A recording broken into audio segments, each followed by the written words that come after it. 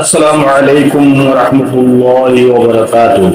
কোরআন তেলাওয়াত শুনুন এবং শিখুন চ্যানেলে আপনাদেরকে স্বাগতম।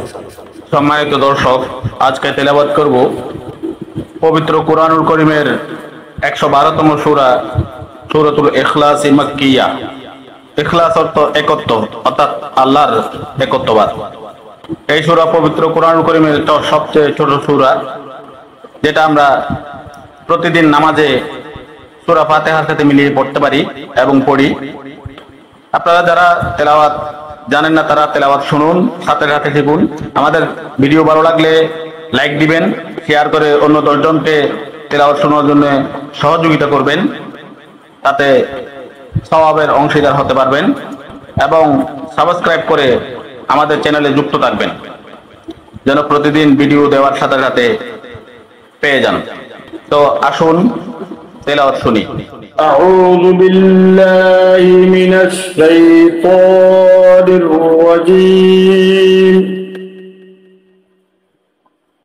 بسم الله الرحمن الرحيم.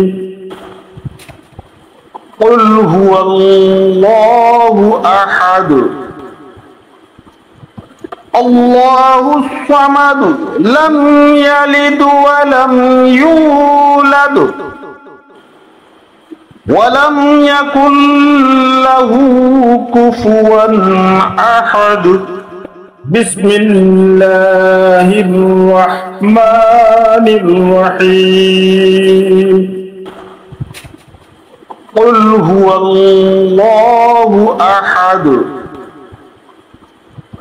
الله الصمد لم يلد ولم يولد ولم يكن له كفوا أحد.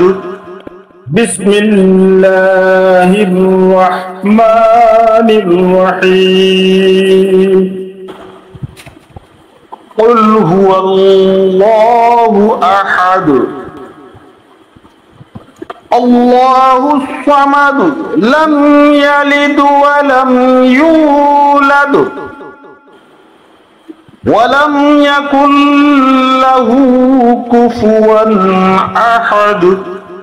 بسم الله الرحمن الرحيم. قل هو الله أحد الله الصمد لم يلد ولم يولد ولم يكن له كفوا أحد. صدق الله العظيم.